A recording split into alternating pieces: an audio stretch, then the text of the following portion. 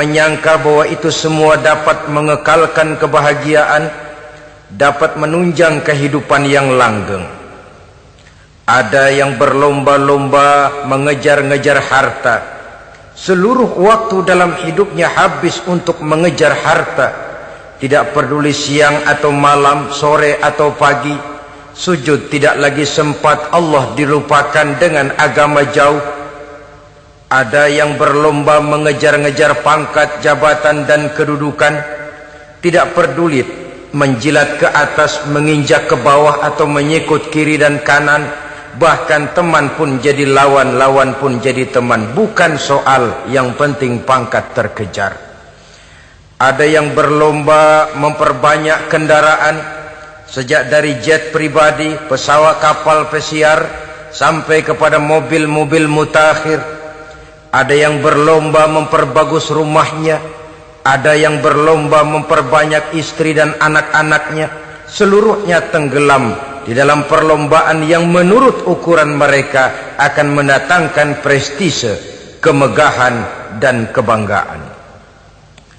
Allah Subhanahu wa ta'ala menegur, memberikan peringatan dalam surah yang pendek, yaitu surah At-Takatsur. Alhaakumut takatsur hatta zurtumul maqabir, kalla sawfa ta'lamun. Alhaakum ay syagalakum an ta'ati rabbikum. Kamu telah lalai daripada taat kepada Tuhanmu, dan yang menyebabkan kamu lalai itu tidak lain at-takatsur. At-takatsur artinya at-tabahi bi kathrati mata'id dunya. Bermegah-megah dengan memperbanyak kesenangan hidup duniawi. Dengan kata lain, berlomba-lomba mengejar kemegahan duniawi telah menyebabkan kamu lalai daripada mengingat, daripada taat kepada Allah Subhanahu wa ta'ala. Apabila orang cenderung materialistis, seluruh kegiatan hidup dikerahkan untuk berlomba memperbanyak materi. Apa namanya harta benda, apa namanya rumah, apa namanya pangkat dan jabatan. Maka dikala itu seseorang akan sangat mudah lalai daripada taat kepada Allah Subhanahu wa ta'ala. Hilanglah kesadaran bahwa sesungguhnya apapun yang kita miliki dalam kehidupan dunia ini tidak lain hanya barang titipan sementara. Kita cari, kita kejar, tapi setelah kita dapatkan, jangan dia dijadikan tujuan. Jadikanlah dia sebagai alat. Apabila harta benda duniawi sudah dijadikan sebagai tujuan daripada kehidupan, maka sesungguhnya kita sudah terseret dalam satu siklus, satu lingkaran setan yang tidak akan pernah berujung. Sebab manusia dalam berhadapan dengan materi duniawi tidak akan pernah mengenal kata cukup, tidak akan pernah mengenal kata puas, dan tidak akan pernah bertemu dengan titik. Selalu koma, selalu kurang, selalu tidak ada cukupnya. Apalagi kalau bicara soal keenakan, kenikmatan, kesenangan, itu cuma sekedar sudut pandang saja.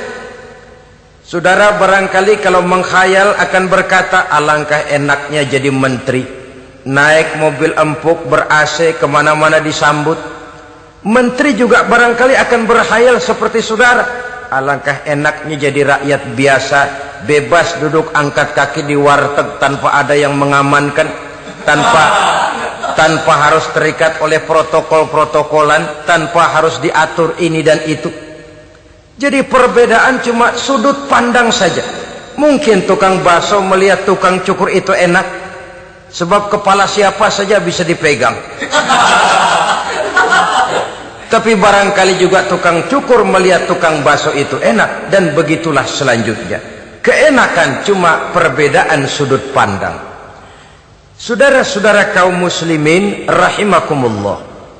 Oleh sebab itu agama memberikan kesadaran, seluruh yang kita miliki, yang dititipi oleh Allah dalam kehidupan ini berupa materi keduniaan, hakikatnya adalah alat dan bukan sebagai tujuan.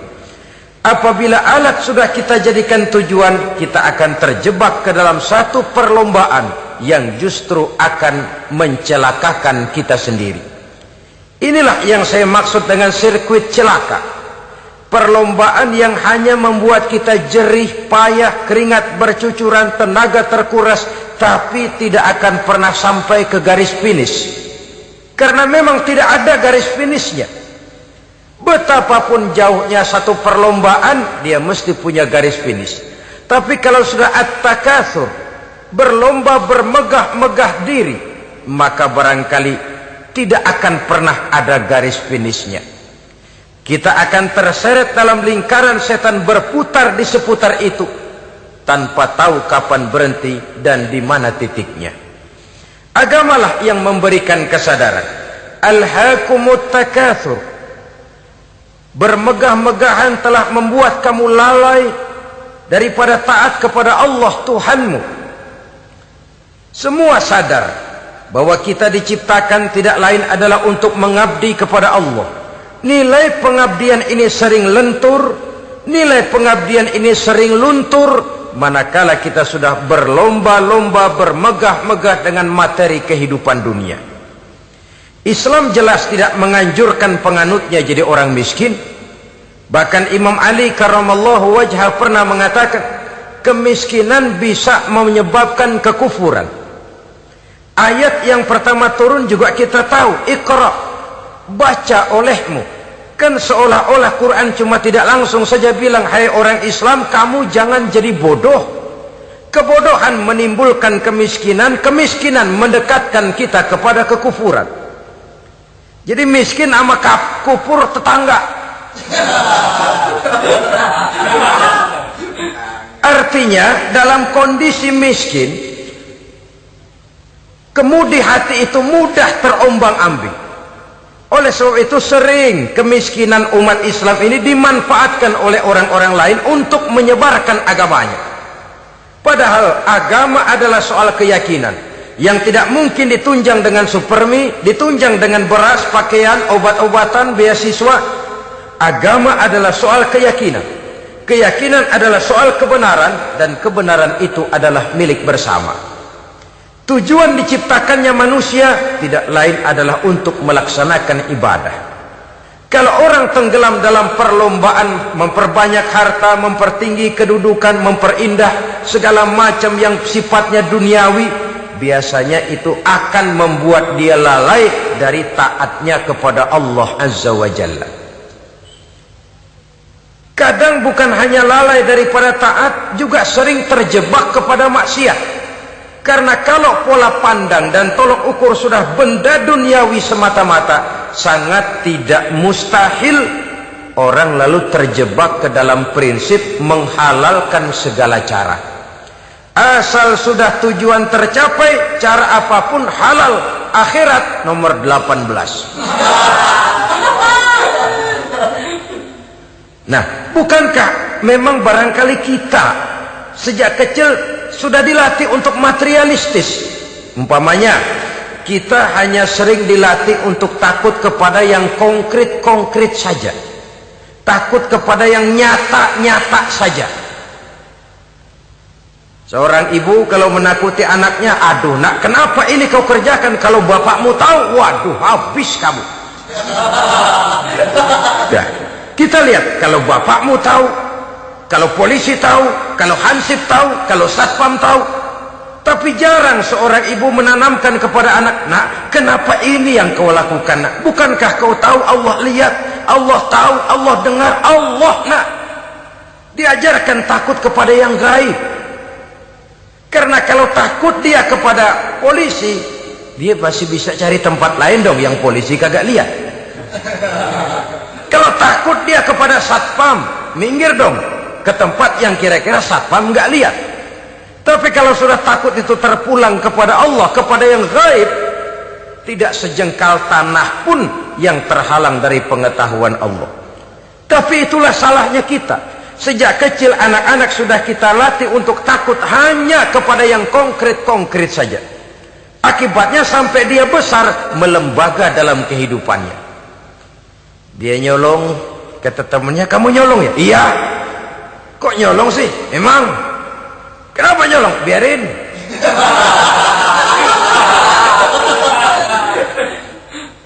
Kamu kan tahu Allah lihat? Tahu. Kenapa nyolong juga? Biarin. Asal orang jangan lihat. Kalau Allah mah lihat, dia kagak ribut. Allah enggak ribut katanya. Nah, ini kan satu refleksi yang timbul daripada kenyataan. Jikalau orang hanya dijejali rasa takut kepada yang konkret-konkret saja, kepada yang zahir-zahir saja, yang akan tumbuh lalu mental kucing. Sopan, tenang, kalem, ayem, nggelenggem. Kalau ada orang, sedikit orang meleng, kucing kelihatan watak aslinya. Saudara-saudara kaum muslimin rahimakumullah. Oleh sebab itulah maka agama lewat surah yang kita bicarakan pada pertemuan ini memberikan peringatan. Kala, jangan begitu dong. Kamu boleh mencari dunia, silahkan cari harta yang banyak, cari pangkat yang tinggi, tapi jangan itu membuat kamu lalai daripada taat terhadap Allah Subhanahu wa ta'ala. Jangan karena keinginan mendapat harta yang sebanyak-banyaknya lalu melakukan segala macam cara asal tujuan tercapai. Itu sudah membuat kita lalai. Jangan karena ingin mengejar kedudukan yang tinggi lalu jilat atas injak bawah. Nggak mempan jilat, dukun dipakai.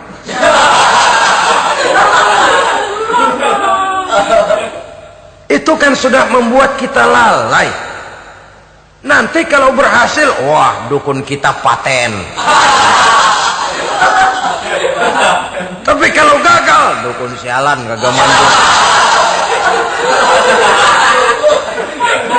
Hilanglah Allah dalam kehidupan kita. Makin materialis, dan perlombaan ini membawa kita kepada kecelakaan. Kala, sekali-kali jangan begitu. Berlomba boleh, cari uang yang banyak. Tapi setelah uang didapatkan, jadikan dia sebagai alat, jangan dijadikan sebagai tujuan. Saudara, bekerjalah, yang giat, carilah uang. Tapi setelah dapat, ajak ngomong tuh duit. Bagaimana ajak ngomongnya? Gini, duit, setengah mati gue nyari lo duit lo. Sore, pagi, siang, malam, peras keringat, banting tulang kaki jadi kepala, kepala jadi kaki, nyariin elu duit. Sekarang kamu sudah saya dapatkan, kamu milik saya duit. Karena kamu milik saya, jadilah kamu budak saya. Jangan saya yang jadi budak kamu. Ini idealnya. Kamu harus jadi budak saya, jangan saya yang jadi budak kamu. Nyatanya kan ada orang nyari duit, setelah duitnya banyak dibudakin oleh duit. Dia sendiri tidak bisa merasakan kesenangan daripada duitnya, konon lagi orang lain. Mau ke pasar ngitung 16 kali. Naik bajai 1000. 1000 itu kalau ratusan semua 1000 lembar. Hitung-hitung, mendingan jalan kaki. Jalan kaki, tengah hari bolong, panas, kan dibudakkan oleh uang. Cari karier, kejar pangkat, kejar kedudukan. Setelah ditemukan itu, jadikan dia sebagai alat, jangan dijadikan tujuan. Pangkat kau milikku, karena kau milikku kau harus jadi budakku, jangan aku yang jadi budak kau pangkat.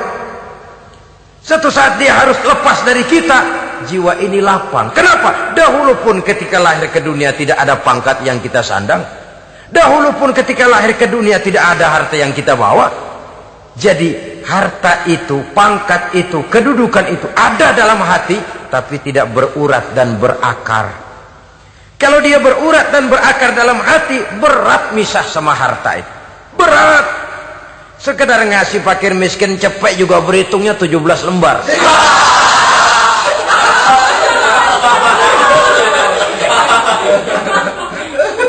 Dengar di kantornya mau ada mutasi, pindah dia dari tempat basah ke tempat kering, baru berita burung udah meriang duluan. Ini nanti bagaimana, itu nanti bagaimana, ini nanti bagaimana. Kan tidak jarang orang yang kena apa istilah kerennya zaman sekarang itu post power syndrome. Post power syndrome ini pernah dianalisa oleh Nabi. Kata beliau, irhamu salasatan minan nas, sayangilah 3 macam manusia. Siapa mereka? Pertama, azizan zallat, orang terhormat yang jatuh hina. Ini yang sering terkena post power syndrome. Biasa kemana-mana dikawal, dihormati, datang ke tempat ini protokol siap, ini serba diatur semua, serba beres. Begitu jabatan selesai atau pensiun, habis orang gak indah-indah. Dia lihat orang diemin aja, orang diemin dan orang tonton. Ini kalau nggak kuat mentalnya, itu kena post power syndrome. Akibatnya ya bisa jantungan, bisa leper, bisa darah tinggi. Ya penyakit-penyakit yang zaman dulu kita nggak kenal. Ini kan makin banyak dokter, makin maju ilmu kedokteran, makin aneh penyakit. Saudara hadirin yang saya hormati, post power syndrome kena apa yang dinamakan frozen emotional attitude. Tidak kuat menghadapi kenyataan. Azizan zalla, orang terhormat yang jatuh hina, itu sangat perlu dikasihani. Yang kedua, ghaniyan qad iftaqara, orang kaya jatuh miskin. Ini juga sama. Biasa hidup apa ada, serba ada, lalu harus hidup apa adanya. Ini kalau kurang kuat benar-benar memble ini.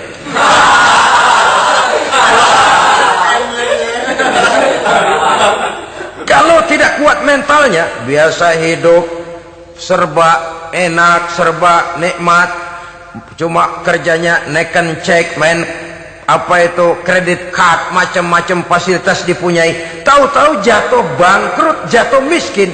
Kalau tidak fondasi agamanya kuat, bisa gantung diri, bisa bunuh diri, bisa frustasi, bisa terkena psikosomatik, tekanan jiwa mempengaruhi faktor biologis, timbullah tekanan, terjadilah penyakit aneh-aneh.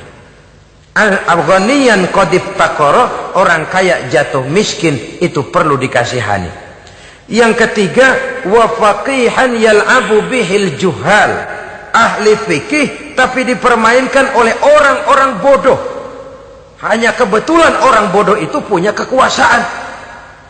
Hukum bisa dipesan.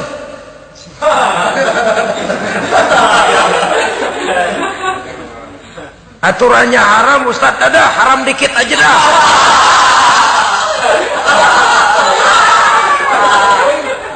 Sibuklah tuan fakih ini, ahli fikih ini mencari dalil kebet sana kebet sini supaya yang tadinya haram benar bisa jadi haram sedikit. Padahal yang minta ini orang bodoh, tidak ngerti agama, cuma karena punya kekuasaan dipermainkan oleh orang yang fakih. Orang yang fakih ini dipermainkan. Kasihan orang yang seperti itu. Wa faqihan yal'abu bihil juhal, ahli fikih tapi dipermainkan oleh orang-orang bodoh. Akibatnya karismanya hilang, wibawanya lenyap. Dia menyangka bahwa dengan mengharam-haram sedikit-sedikit itu dia bisa mendapat keuntungan yang berganda-ganda, padahal akibatnya itu hanya akan membawa kecelakaan saja. Allah peringatkan benar, kala sekali-kali jangan begitu.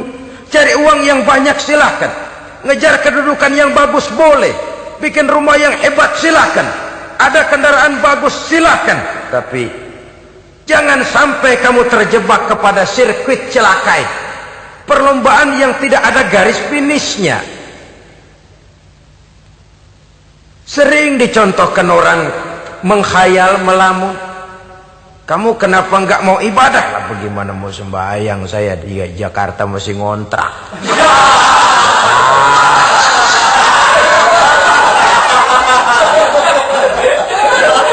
Bingung, tiap akhir tahun kontrakan habis. Kalau punya rumah sendiri walaupun kecil-kecilan, tenanglah saya ibadah. Baiklah, oleh Allah diberikan rezeki, bisa bikin rumah walaupun kecil-kecilan. Sudah punya rumah sendiri, belum juga ibadah, apalagi mulur lagi. Habis bagaimana mau sembahyang, rumah kecil banget, pinggir kali, asal hujan bocor ya.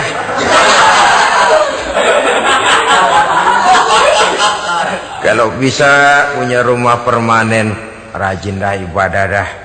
Iyalah, diberikan rezeki, bisa bikin rumah besar, kamarnya banyak, halamannya luas, kendaraan belum ada, perabotan belum lengkap. Sudah ada kendaraan, belum kayak orang-orang. Sudah kayak orang-orang, masih sama dong, kudu di atas. Kapanlah selesainya? Kala, sekali-kali jangan begitu. Jangan kamu mengumpulkan harta bermegah-megah membuat kamu lalai dari taat kepada Tuhanmu. Engkau tinggalkan rukuk dan sujud, engkau jauh dari masjid, engkau kering dari kehidupan beragama. Sebab itulah maka pembangunan fisik material tidak bisa dipisahkan dengan pembangunan mental spiritual. Tidak hanya cuma dalam teori, tapi juga harus dalam praktek. Selalu pembangunan yang hanya mengarah kepada fisik material, jauh dan kering dari agama, hanya akan melahirkan manusia-manusia materialistis yang terjebak di dalam sirkuit celaka perlombaan yang tidak pernah mengenal garis finish. Sebab itu agama mengajarkan, orang kaya itu siapa sih? Yang banyak duit? Belum tentu. Yang kebunnya di mana-mana ngebelata? Belum tentu. Yang pabriknya selebar-lebar? Belum tentu. Yang punya segala macam peternakan, dari peternakan gajah sampai peternakan kutu?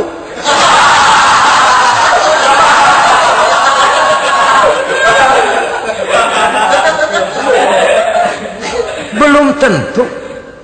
Agama memberikan tuntunan yang sangat luhur. Orang kaya itu adalah orang yang hidupnya cukup. Orang miskin itu orang yang selalu merasa kurang. Bagaimanapun banyak duit saudara miliki, kalau masih merasa kurang, masih miskin saudara. Saya punya uang 1.000 rupiah, Anda punya uang 1 juta rupiah. Mungkin saya lebih kaya dengan uang yang 1.000 ketimbang Anda 1 juta. Kenapa? Dalam tangan saya uang 1.000 besar, artinya sesuai dengan kebutuhan saya. Tapi di tangan Anda uang 1 juta, kebutuhan Anda lebih besar daripada itu lagi.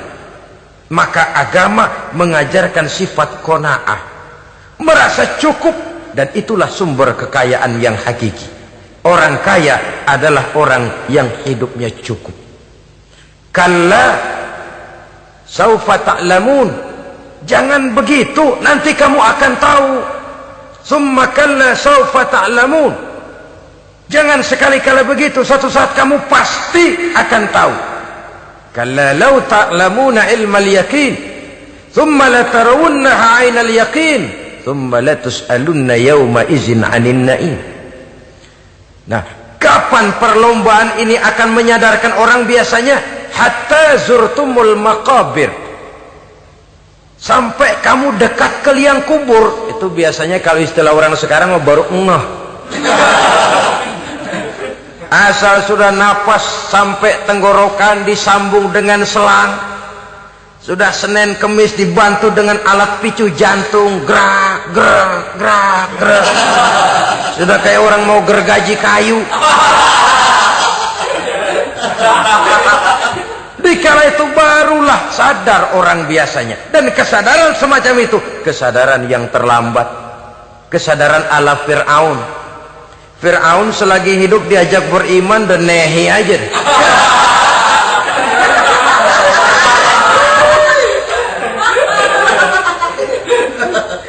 Tapi ketika dia tenggelam di lautan merah bersama seluruh tentaranya, dikala napas hampir terputus, keluar ucapannya, amantu bi Rabbi Musa wa Harun. Aduh, kalau begini mah saya juga percaya kepada Tuhannya Musa dan Harun. Saya beriman kepada Allah. Lagi timbul tenggelam mau sekarat baru beriman. Hatta zurtumul maqabir. Kamu telah lalai dari sebab bermegah-megah sampai kamu masuk ke liang kubur, dekat ke liang kubur. Kalimat zurtum di sini menjelaskan bahwa kubur itu tidak selamanya. Zurtum itu dari kalimat zaro ya zuru, berziarah. Orang berziarah kan sebentar. Ke kubur itu sama dengan berziarah kita di situ. Sebentar, tidak akan selamanya, tidak akan kekal dalam kubur. bahwa kubur itu cuma satu halte dari sekian halte yang harus kita jalani. Hatta zurtumul maqabir ay mutum wa dufintum fil kubur, sampai kamu mati dikubumikan dalam kubur, barulah kamu sadar bahwa perlombaan itu hanya sia-sia, bahwa perlombaan itu tidak akan pernah mengenal garis finish, bahwa perlombaan itu akan membuat kamu celaka. Begitulah umumnya kebanyakan orang yang terjebak ke dalam paham materialis, baru menyadari kesalahan langkahnya pada saat napas sudah sampai di tenggorokan. Ternyata uangnya yang miliaran rupiah tidak sanggup menyambung nafasnya. Ternyata kendaraan yang serba mewah berkilat tidak sanggup meneruskan kehidupannya. Ternyata pangkat jabatannya yang tinggi yang membuat dia menyebabkan temannya jadi lawan, lawannya jadi teman, tidak akan sanggup menghentikan sang malaikat maut. Kalau keadaan sudah begitu, baru sadarlah kita terlambat. Karena saat seperti itu akan dihadapi oleh setiap orang. Kala, jangan begitu. Sadarlah kamu bahwa kalau sudah dekat ke liang kubur kamu baru insaf, itu terlambat. Sebelum nafas sampai di tenggorokan, pintu tobat masih selalu terbuka. Tapi manakala nafas sudah sampai di tenggorokan, tertutuplah pintu tobat untuk orang yang bersangkutan. Oleh sebab itu, perlombaan dengan bermegah-megah terhadap materi duniawi, tolok ukur dan pandangan hidup yang terbatas kepada wujud benda semata-mata, memang sering menyebabkan orang lalai, sering menyebabkan orang lupa diri, tidak sadar tentang hakikat yang terpenting dari kehidupan ini, yaitu tentang dari mana dia datang, di mana dia sekarang, dan kemana dia akan pulang. Sungguh, ilmu pengetahuan tidak akan pernah mampu menjawab persoalan ini. Sungguh, filsafat juga tidak berdaya menghadapi pertanyaan seperti ini. Hanya agama yang mampu memberikan kepastian batin tentang hakikat dari mana kita datang, di mana kita sekarang, dan kemana kita akan pulang. Makin kita renungi pertanyaan ini, makin kita menemukan diri sendiri. Dan makin kita menemukan mengenal diri sendiri, kita akan semakin mengenal Allah Subhanahu wa ta'ala. Semakin kita mengenal Allah, maka akan semakin terpanggil kita untuk dekat dengannya, mentaati segala perintahnya, dan berupaya menjauhi segala yang dilarangnya. Dengan demikian selamatlah kita dari satu perlombaan yang hanya akan menyeret kita kepada menghalalkan segala cara, jauh dari agama, jauh dari Allah, bahkan jauh dari sesama manusia. Karena umumnya perlombaan seperti ini akan cenderung melahirkan manusia yang egois. Muslimin rahimakumullah. Lebih jauh, mari kita mengikuti peringatan Allah dalam surah Al-Munafiqun ayat 9. Di sini Allah Subhanahu wa taala mengingatkan, A'udzu billahi minasy syaithanir rajim. Ya ayyuhalladzina amanu la tulhikum amwalukum wala auladukum an dzikrillah wa may yaf'al dzalika fa ulaika humul khasirun. Hai orang-orang yang beriman, jangan sampai hartamu dan anak-anakmu melalaikan kamu daripada mengingat Allah. Wa may yaf'al dzalik, barang siapa yang melakukan hal seperti itu, fa ulaika humul khasirun, maka merekalah sesungguhnya orang-orang yang merugi. Rugi dunia, rugi akhirat. Disebutkan di sini dua hal yang sering menyebabkan kita jadi lalai. Amwal dan aulad. Harta dan anak-anak. Materi dan keluarga. Perlombaan di dalam mengumpulkan materi sering menyebabkan kita menjadi lalai. Begitu juga amanah berupa anak ini sering kita lalaikan atau sering membuat juga kita menjadi lalai. Kita lalaikan dalam arti bahwa keduanya, baik harta, baik anak, merupakan amanah dari Allah. Setiap orang tua akan dimintakan pertanggungan jawab. Apabila kita lalaikan amanah ini, maka resikonya akan kembali juga kepada kita. Tapi satu hal yang jelas dalam ayat 9 surah Al-Munafikun ini, bahwa perlombaan memperbanyak harta dan anak-anak yang masuk dalam kelompok at-takatsur itu tadi akan menyebabkan orang khasiru, termasuk ke dalam kelompok orang-orang yang rugi. Perlombaan yang hanya akan membawa kerugian semata-mata.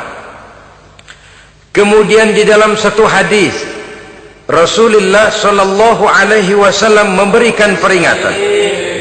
Beliau bersabda, "Iza azzamat ummati dinaran wa dirhaman, nuzi'at minha haibatul Islam. Wa iza tasabat ummati saqatat min ainillah. Wa iza turikatil amru bil ma'rufi wan nahyu 'anil munkari, hurimat 'alaihim barakatul wahyi." Ada 3 hal yang kalau kita kerjakan akan menimbulkan 3 macam akibat di dalam hadis ini. Pertama, iza azzamat ummati dinaran wa dirhaman. Apabila umatku sudah mengagung-agungkan dinar dan dirham, artinya kalau umatku sudah jatuh menjadi umat yang materialistis, segalanya diukur dari dinar dan dirham. Dinar dan dirham ini kalau bahasa Inggrisnya dokat.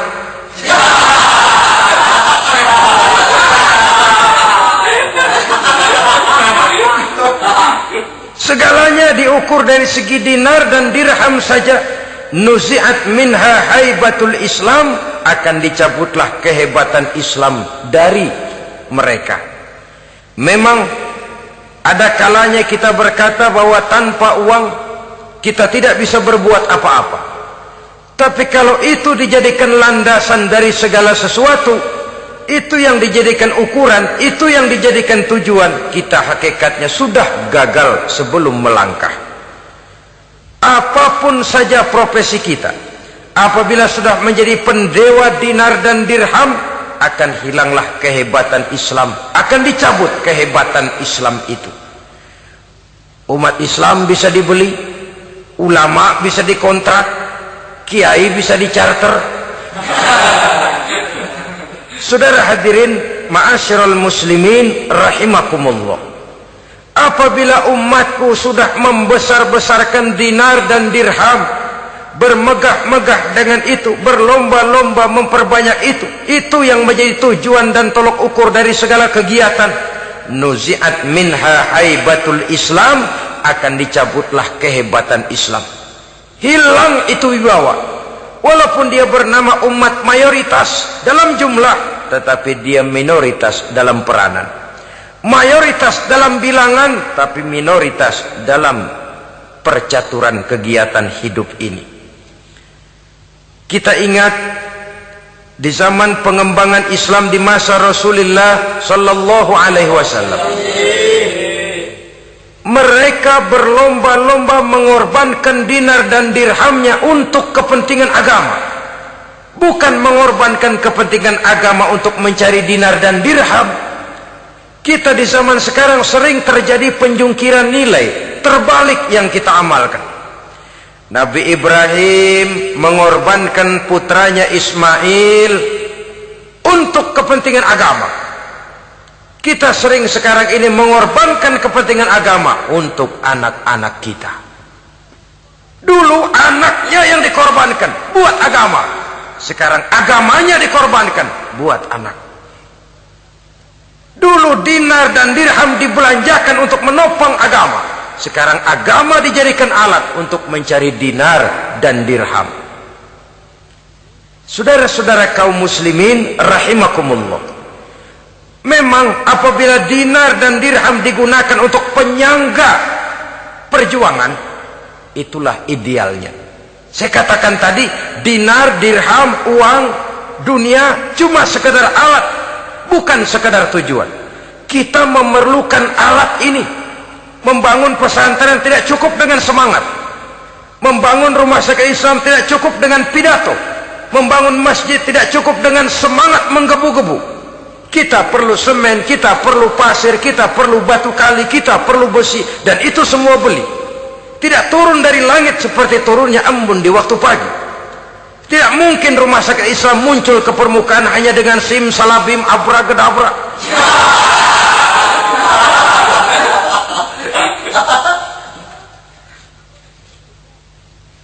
Oleh sebab itu, saya bersyukur kecenderungan belakangan ini pengajian-pengajian akbar di berbagai tempat tidak hanya sebagai ajang untuk menanamkan akidah, membina ukhuwah, tapi juga menjadi sarana di mana kita mengumpulkan dana, menghimpun potensi umat, menginventarisir potensi untuk kepentingan pengembangan daripada agama.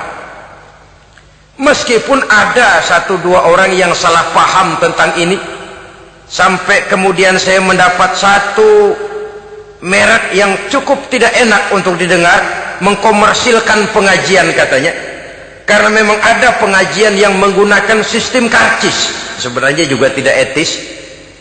Undangan berikut infak yang seluruh hasilnya digunakan buat kepentingan agama, apakah itu rumah sakit, apakah itu madrasah, apakah itu masjid, dan 1 sen pun saya tidak menuntut bagian dari itu. Saya malah berprinsip sepanjang saya masih laku untuk dijual dan itu memang buat kepentingan agama, persilahkan jual saja, asal buat masjid, pesantren, madrasah, rumah sakit Islam, kegiatan syiar dan dakwah, silakan. Tapi kalau sudah dijual buat kepentingan pribadi, memperkaya diri sendiri, tentunya dunia akhirat sulit untuk ridho kepada tingkah laku yang semacam itu. Kita memerlukan dana, umat di daerah membangun memerlukan dana, dan dana itu tidak hanya datang begitu saja. Kita bersyukur bahwa untuk menghadiri pengajian sekarang ini orang mau mengeluarkan uang, mau memberikan infak dengan ikhlas, tidak dengan keterpaksaan. Kenapa tidak? Sehingga ini lalu diinventarisir untuk kepentingan pembangunan agama. Ratusan juta rupiah terkumpul dari pengajian-pengajian rutin ini, pengajian-pengajian akbar ini. Puluhan masjid terbantu, rumah sakit Islam terbantu, musola selesai. Ya walaupun tidak lalu semuanya beres, tapi gemaknya itu sudah cukup menyentuh untuk menyadarkan orang bahwa harta baru kekal kalau dia sudah dibelanjakan di jalan Allah. Nah, yang celaka kalau dinar dan dirham itu yang dijadikan tujuan. Mengadakan pengajian semata-mata untuk cari uang, uangnya buat kantongnya dewe. Itu yang membuat dicabutnya kehebatan Islam itu. Segalanya diukur dari sudut itu. Sehingga ketika seseorang datang bertanya tentang hal-hal yang berkaitan dengan ini, maka hal semacam ini sesungguhnya satu nikmat yang perlu kita syukuri sepanjang menginventarisir potensi umat benar-benar digunakan buat kepentingan daripada agama kita. Jadi peringatan tegas dari Nabi ini, iza azzamat ummati dinaron wa dirhaman nuzi'at minha haibatul Islam. Apabila umatku sudah mengagung-agungkan dinar dan dirham, maka akan dicabutlah kehebatan Islam dari tengah-tengah mereka. Remeh saja orang memandang kita, enteng saja orang memandang kita. Satu. Yang kedua, patuhlah mereka dalam pandangan Allah. Kalau sesama umat ini sudah saling menjelekkan, apakah yang menjelekkan itu lebih bagus dari yang dijelekkan di hadapan Allah? Dua-duanya sama rendahnya. Pribadi saya mungkin puas kalau saya bisa menghantam saudara di depan umum, menjelek-jelekkan nama saudara. Tapi lebih baikkah saya dalam pandangan Allah sama rendahnya dengan orang yang saya jelekkan? Itu pun kalau yang dijelekan benar-benar jelek. Kalau cuma sekedar fitnah, wah lebih celaka lagi nasib si orang itu tadi. Ini artinya menyadarkan kita bahwa umat ini sudah diikat dengan akidah. Beraneka ragam kita, tapi harus ada kebersamaan. Berbeda kita, tapi harus satu, sebagai satu ummatan wahidah, satu umat yang satu. Oleh sebab itu, persamaannya lah yang harus kita angkat ke permukaan, bukan perbedaannya yang kita perbesar. Sudah datang waktunya umat Islam bangun dari tidurnya, jangan lagi dibuai oleh irama mayoritas. Sudah lewat masanya kita bertengkar karena persoalan-persoalan kecil yang tidak prinsip. Sudah datang waktunya umat Islam bersatu, menyusun saf yang lebih lurus, oleh karena ia dihadapkan kepada tantangan-tantangan yang tidak semakin ringan. Kalau kita bertengkar dengan kita, kalau kita saling mencaci sesama kita, bukankah Yahudi tepuk tangan? Bukankah Nasrani menari-nari? Bukankah pihak ketiga akan menangguk di air keruh? Dan kerugian akan terpulang kepada kita semua. Tapi inilah realita, bahwa yang kita hadapi ini sesungguhnya musuh kita di luar kita, bukan di dalam kita. Apakah itu kemiskinan, kebodohan, maksiat, munkarat, ketidakadilan, kezaliman, kesewenang-wenangan, dan lain sebagainya. Yang musuh jadikan musuh, yang teman mari kita rangkul. Jangan terbalik, teman dimusuhi, musuh malah dirangkul. Maka berpesta poralah musuh-musuh Islam ini. Saudara-saudara kaum muslimin rahimakumullah, Nabi memperingatkan dengan tegas, wa iza tasabat ummati saqatat min ainillah. Jikalau umatku sudah saling mencaci maki, sudah saling berbantah-bantahan, jatuhlah mereka dalam pandangan Allah. Satu ayat menjelaskan, jangan sebagian kamu meremehkan, yaskhar, mengecilkan, menganggap enteng orang lain. Boleh jadi yang dihina, diremehkan, dianggap enteng itu nilainya lebih bagus daripada yang menganggap enteng. Dalam hakikat segala sesuatu itu cuma kembali kepada Allah. Di sanalah penilaian finalnya. Manusia hanya melihat yang zahir. Makin banyak harapan hidup ini kita gantungkan kepada manusia, makin banyak kita harus bersiap untuk kecewa. Saudara-saudara kaum muslimin rahimakumullah. Kemudian yang ketiga peringatan dari baginda Nabi, wa iza turikatil amru bil ma'rufi wan nahyu 'anil munkari hurimat 'alaihim barakatul wahyi. Apabila amar ma'ruf dan nahi munkar telah ditinggalkan, maka akan hilanglah keberkahan wahyu, akan hilanglah keberkahan Quran, akan sirnalah keberkahan agama. Amar ma'ruf dan nahi munkar ditinggalkan, artinya di tengah masyarakat sudah tidak ada lagi yang menyerukan ini baik, ini tidak baik, ini halal, itu haram. Mari kita sholat, mari makmurkan taklim, santuni yatim piatu, makmurkan masjid. Seruan ke arah itu tidak lagi terdengar. Sementara tinggalkan judi, tinggalkan minuman keras, jauhi zina, seruan semacam itu pun tidak lagi terdengar. Maka hilanglah keberkahan wahyu itu. Karena amar ma'ruf dan nahi munkar merupakan bagian daripada ajaran agama kita. Menjadi sponsor dari segala macam kebajikan dan menjadi penghalang daripada segala macam kemunkaran sesuai dengan batas kemampuan yang kita miliki masing-masing. Nah, saya kembali kepada persoalan pokok di awal pembicaraan tadi. Bagaimana jalan keluarnya?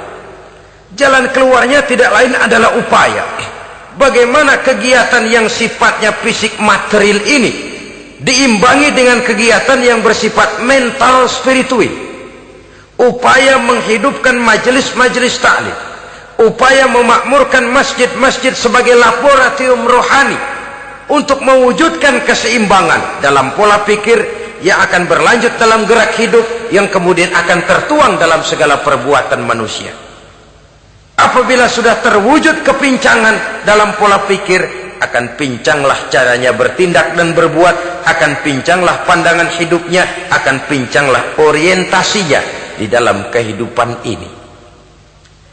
Oleh karena itu, Islam dalam berbagai aspek kehidupan mengajarkan sistem keseimbangan. Mencari harta boleh, tapi tidak boleh keluar dalam kerangka fastabiqul khairat. Berlomba-lomba silahkan, tapi untuk kebaikan. Bukan untuk bermegah-megah, bukan untuk menumbuhkan gengsi, bukan untuk meninggikan prestise dan harga diri, tapi fastabiqul khairat, berlomba-lomba di dalam mengejar kebajikan, di dalam menyebarkan kebaikan. Bukan sekedar berlomba-lomba, tapi tolong menolong, bantu membantu. Ta'awanu 'alal birri wat taqwa wa la ta'awanu 'alal ismi wal udwan. Bertolong-tolonganlah kamu di dalam kebaikan dan takwa, jangan bertolong-tolongan di dalam perbuatan dosa dan permusuhan. Kerjasama di dalam kebaikan, kerjasama di dalam ketakwaan. Ada satu contoh yang menarik bahwa umat Islam di dalam ia menjalin kebersamaan itu harus seperti orang main sepak bola. Saudara lihat, orang main sepak bola, kalau pertandingan belum dimulai, silahkan kumpul di luar lapangan, atur strategi yang baik. Tapi kalau pertandingan sudah dimulai, turun ke lapangan hijau, jangan kumpul terus. Masa ada sepak bola gotong royong, groyok ke sana, groyok ke sini, ya kalah terus. Harus ada yang jadi penyerang tengah, kan begitu toh sepak bola. Harus ada yang jadi kiri luar, kanan dalam, striker, back, penjaga gawang. Yang penting kerjasama, teamwork, lalu mampu menciptakan operan-operan. Yang jadi back jangan ngiri sama yang jadi penyerang tengah. Jangan hasut, sebab bagaimanapun juga andai kata si penyerang tengah berhasil menjaringkan bola ke gawang lawan, kan kemenangan bukan kemenangan satu orang, kemenangan satu kesebelasan, kemenangan satu tim. Ini yang sering terjadi, back ngiri sama penjaga gawang, lalu penjaga gawang ngiri sama penyerang tengah, penyerang tengah ngiri sama kiri luar. Ya kapan mau menggolkan ke gawang lawan? Kita ini satu kesebelasan, posisi boleh berbeda. Umat Islam itu harus ada yang jadi camat, lurah, bupati, gubernur, menteri, jadi jenderal, jadi konglomerat, jadi pengusaha, jadi teknokrat. Yang penting kerjasama, teamwork, mampu menciptakan operan-operan yang akurat. Diego Armando Maradona, enggak pakai dia, enggak, itu katanya maha bintang, gagah, hebat, bintang lapangan hijau. Kapan Maradona hebat? Kalau ditunjang oleh 10 temannya yang lain, merupakan satu kesebelasan. Bagaimanapun hebatnya Diego Armando Maradona, kalau dia sendirian lawan satu kesebelasan, remek.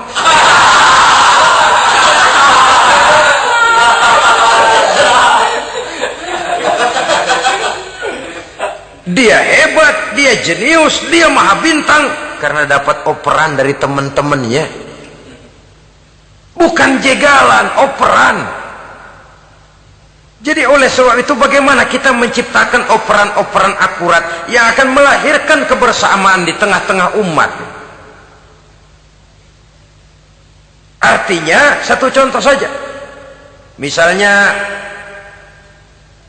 seorang pengusaha besar, oleh karena kesibukannya di dunia bisnis, tidak perlu jadi ketua pembangunan musola, tapi kalau ada musola belum selesai, operan.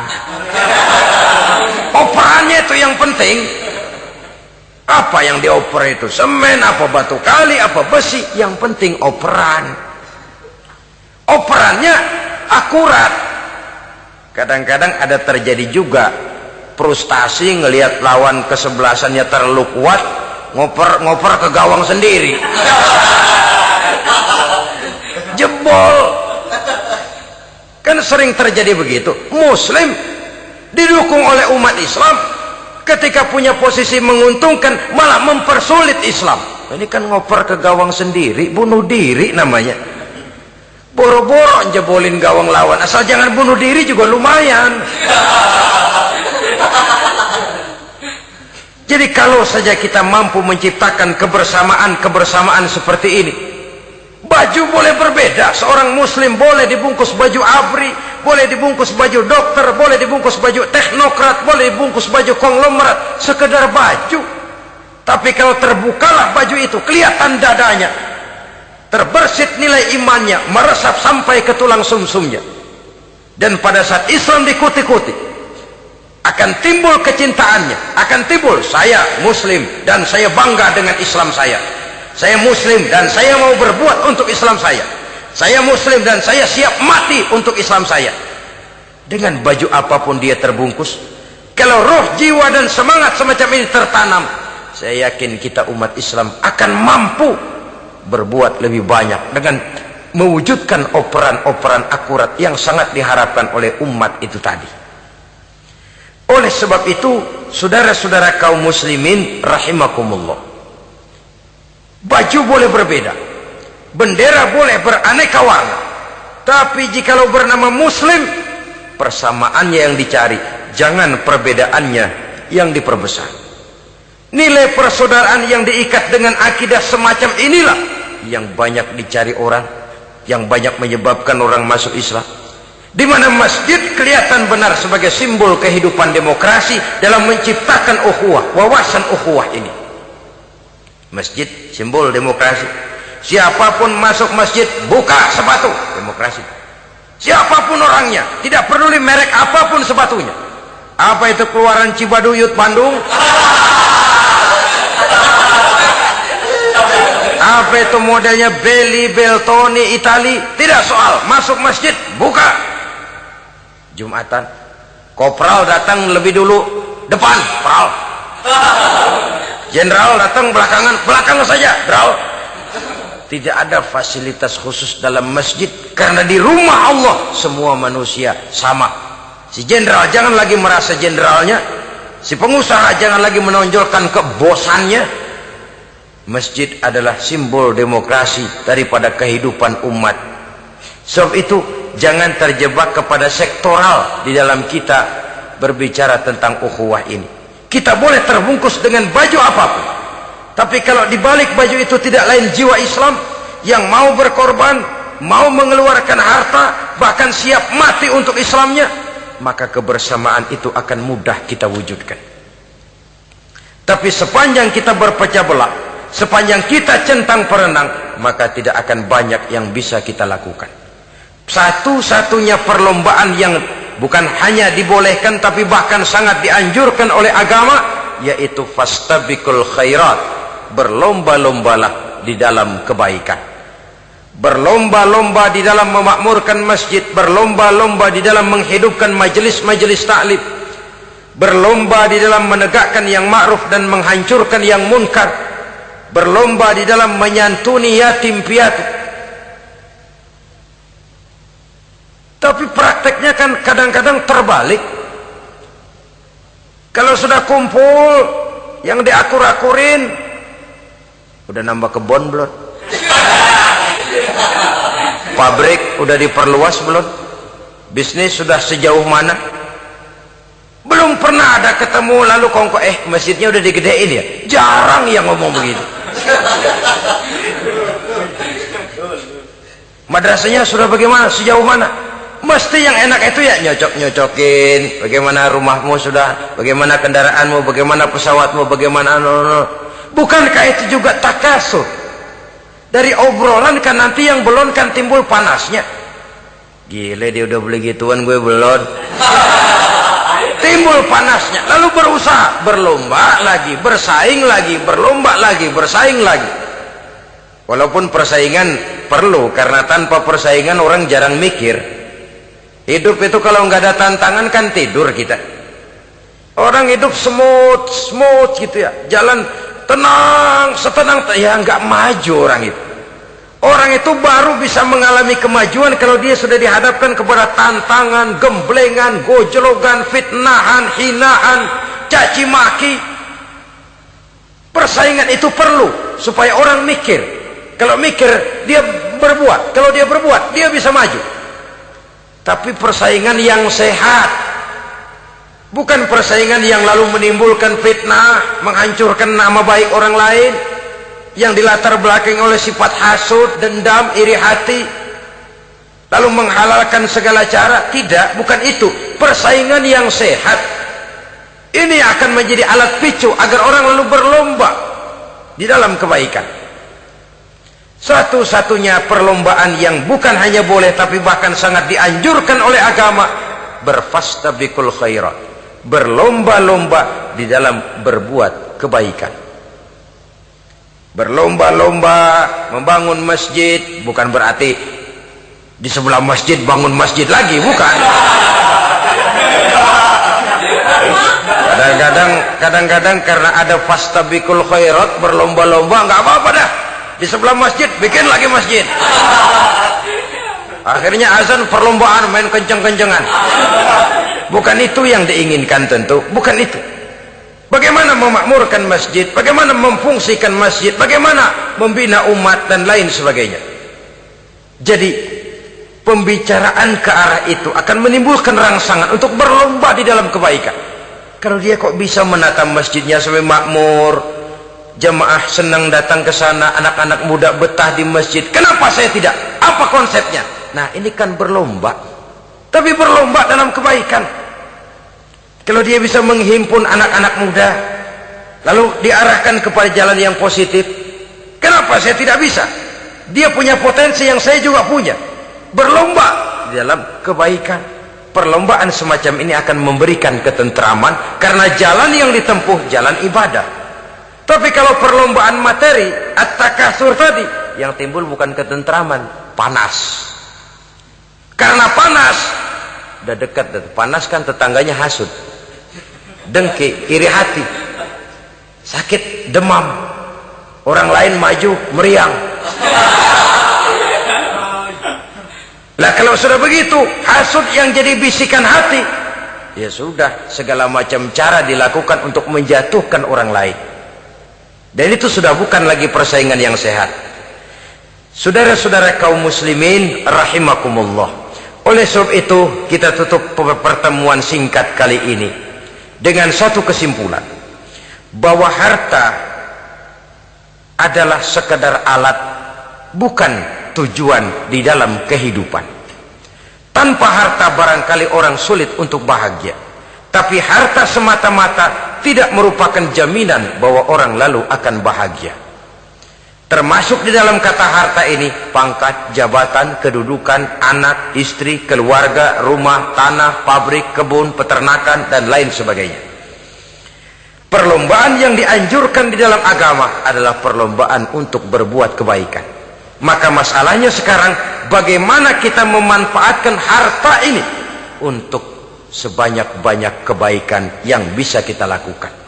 Semoga kita mampu melakukannya dan kita tidak termasuk dalam orang-orang yang celaka yang lantaran bermegah-megah dengan kesenangan dunia saja. Terima kasih atas segala perhatian, mohon maaf atas segala kekurangan.